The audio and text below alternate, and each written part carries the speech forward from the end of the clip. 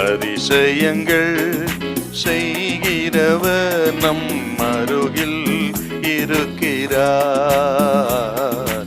அற்புதங்கள் செய்கிறவர் என்றும் நமக்குள் வசிக்கிறார்.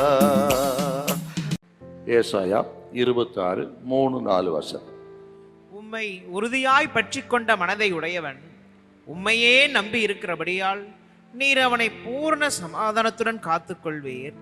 கர்த்தரை என்னென்றைக்கும் நம்புங்கள். கர்த்தராகிய யெகோவா நித்திய கன்மலையாய் இருக்கிறார். பூரண சமாதானம்.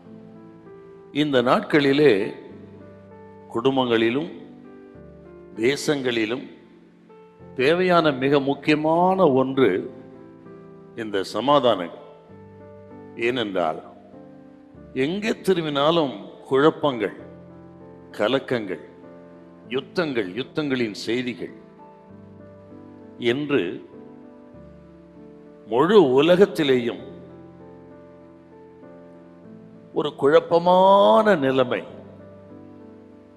ஆகவே தான் இந்த நாட்களுக்கு சமாதானங்கிறது ரொம்ப முக்கியம். நம்ம ஏன் இன்னைக்கு தேசங்கள்ல சமாதானம் இல்லைன்னா, ஒரு தனிப்பட்ட வாழ்வில் சமாதானம் இல்லாதது. தனிப்பட்ட வாழ்வில் சமாதானம் இல்லை, ஆகினால் குடும்பத்தில் சமாதானம் இல்லை. குடும்பத்தில் சமாதானம் இல்லாதனால பட்டணத்தில் சமாதானம் இல்லை.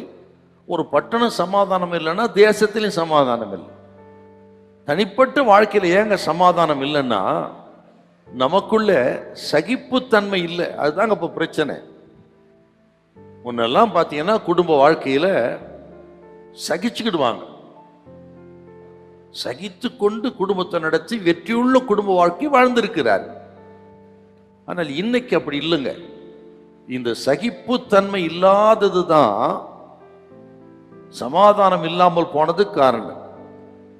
ஆகவே அருமையான கர்த்தருடைய பிள்ளைகளே, அந்த சகிப்புத்தன்மை, நிதானம், பொறுமை நமக்கு வேணும்.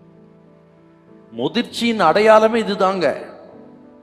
நிதானமாய் செயல்படுவது, பொறுமையா இருக்கிறது. பேசுவதற்கு நிதானம், செயல்படுவதற்கு பொறுமை, இதாக முதிர்ச்சியினுடைய அடையாளம். ஆக கேட்கிறவங்க ஆவிக்குரிய வாழ்க்கையில உலகப்புற காரியங்களிலும் நம்ம முதிர்ச்சி உள்ளலாம் இருக்கணும். நம்ம வாயின் வார்த்தைகளினால நம்ம முதிர்ச்சி இல்லாதவர்கள் அப்படி சொல்லாதபடி வாழணும். ஆகவே வார்த்தைகளில் செயல்களில் கவனமாக இருந்து நீங்கள் முதிர்ச்சி உள்ளவர்களாக இருங்கள். அப்போ ஒரு பூரண சமாதானம் உங்க குடும்பத்தை நிரப்பும். ஹல்லேலூயா, ஹல்லேலூயா.